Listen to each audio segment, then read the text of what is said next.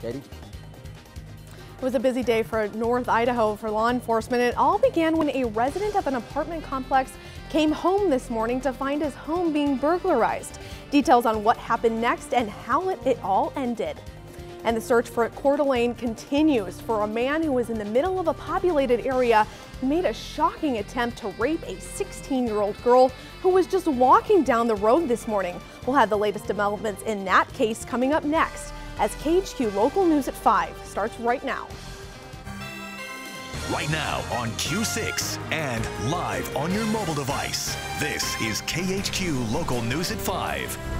It's every woman's nightmare, and it played out in real life this morning as a teenager was assaulted while on a morning walk in Coeur d'Alene, prompting a manhunt for that suspect. Good evening, and thank you for joining us tonight. I'm Katie Steiner, filling in for Kelsey Watts. We have a lot of news to get to tonight, including an update on a house fire in Orofino that took multiple lives. But we begin tonight with this horrifying story out of Coeur d'Alene this morning and a search for an attempted rapist. It's a story we first brought you on KHQ Local News Saturday in Coeur d'Alene early this morning. Around 5:15, a 16-year-old girl was walking north on 15th Street. That's about a half of a mile up the road from I-90. She was walking to a friend's house to go on a morning run, but then a man started following her and attacked. Here's the video of where it happened. He dragged her into those woods, but she fought and managed to escape.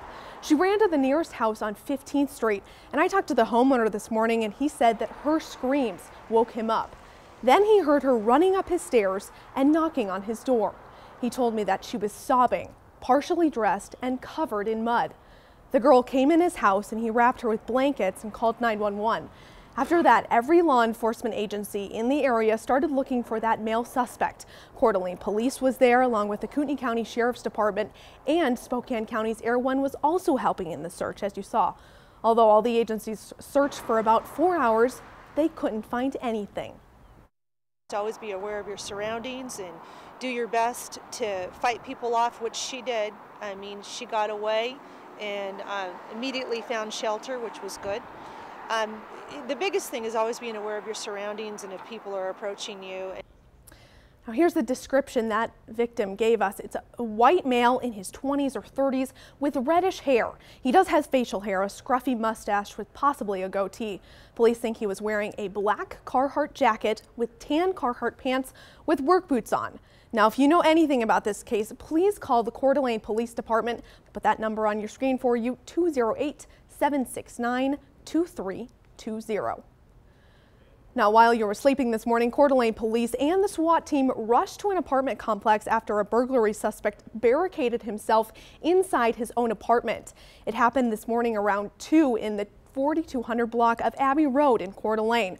Police say 22-year-old William Vellis was burglarizing one of his neighbor's homes when they came back home. The resident and Vellis got in a fight, and Vellis showed him he had a handgun. Then Vellis ran off to his own apartment and refused to come out. And from there, the standoff was on.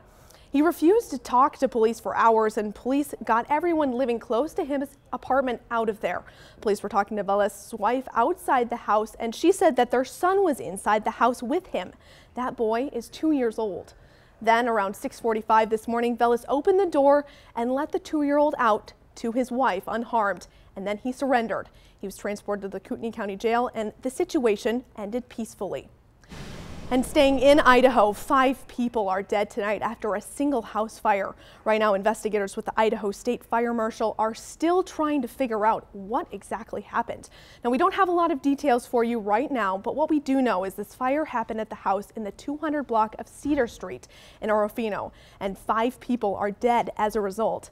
Now, officers with the Orofino Police Department and the Idaho State Police are assisting with this investigation. We don't know who died or how the fire started, but as soon as we get any additional information for you, we will be sure to update you.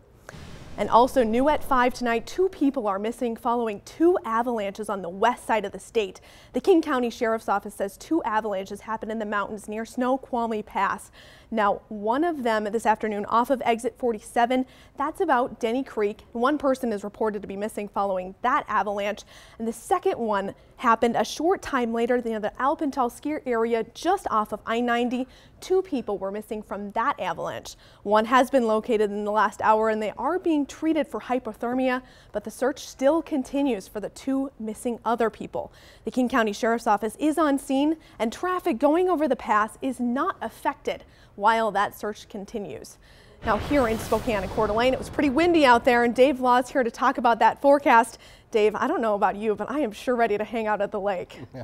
Here we are the second week of April, and we're... Thanks, Dave. I don't really like talking about snow in April, but I guess we have to deal with it. Now, stunning new video comes out of Utah coming into our newsroom today of an explosion that destroyed a Utah oil field building.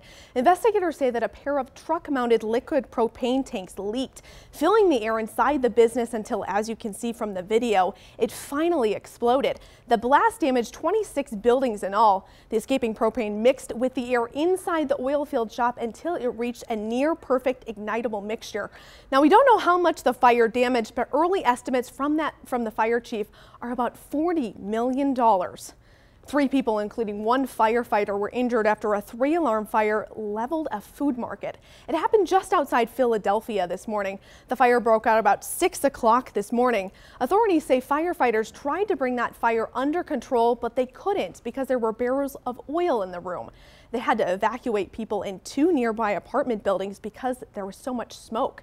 No word on the victims' conditions or what may have caused that fire. Meanwhile, in another 3-alarm fire, this one in a New York high-rise apartment building, and it left 37 people injured, including 1 child and 4 adults in critical condition. The fire broke out on the 5th floor of this Bronx high-rise. First responders did all they could to get the residents that they needed help, and at least a dozen people needed to be carried outside of that building. A majority of the initial patients that we saw all had to be carried downstairs. They were all in the public hallways. Residents say they were covered in soot. Some on the higher floors broke their windows to get air. Red Cross workers are assisting evacuated residents, and there's no word yet on what caused this fire. Now, we're less than 1 week away from the start of one of our biggest events of the year here at KHQ, and that is, of course, Shred Day. This Wednesday, April 17th, our KHQ crews will be teaming up with Secure Shred and American West Bank to help you get rid of sensitive documents that could put you at risk of identity theft. Now, this is also a good opportunity for people to get rid of old financial and tax documents since the tax deadline is April 15th. That's Monday. This year, we'll be at American West Bank at the intersection of Sprague and Sullivan, and that's the only location this year. And we're teaming up with American West and Secure Shred starting at 6 a.m. and we're going until 6:30 p.m. And of course, we hope to see you there. Still a lot to come here on KHQ Local News at 5, including news from around the world and the latest on a plane crash out of Bali. After the plane split in 2, rescuers rushed to get the passengers off. Details in just about 10 minutes. Welcome back. A Lion Air jet carrying more than 100 passengers and crew crashed into the ocean during a landing attempt on the Indonesian resort island of Bali. An airport spokesman said that up to 45 people were taken to different hospitals for treatment, but there appeared to be no serious injuries. Now, there were no Americans on board. In fact, there were only 3 foreigners on that plane. 2 of them were from Singapore, and there was a French national, and they all suffered minor injuries. Police and rescuers used boats to evacuate people from the floating plane, which had a large crack across the rear part of the body of the plane. The plane involved was a Boeing 737 Next Generation with about 180 seats. Authorities say the rescue operation went well and all the passengers and crew are safe.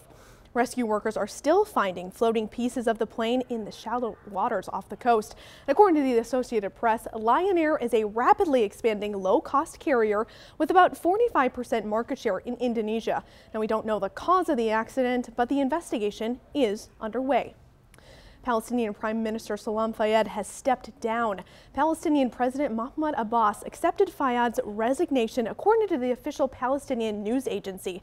Now, this move comes weeks after political infighting over Fayyad's handling of the government and economic crisis affecting the Israeli-occupied West Bank. The resignation takes place as the U.S. tries to revive stalled Middle East peace talks. During a visit to the area last month, President Obama characterized Fayyad as a partner in peace. Still ahead on KHQ Local News, it's sports, and golf's big event continues. And after getting a two-stroke penalty added to his score, do you think Tiger can rebound? Well, Sam Adams is next. and he's going to answer that question. Okay, well, I have to work in those lows at 4 in the morning outside, so can you make it just a little bit warmer for us? Yeah, speaking of work, I'll try. But just welcome Katie here. She's doing a fine job, folks. Thanks, guys. We'll see you at 6.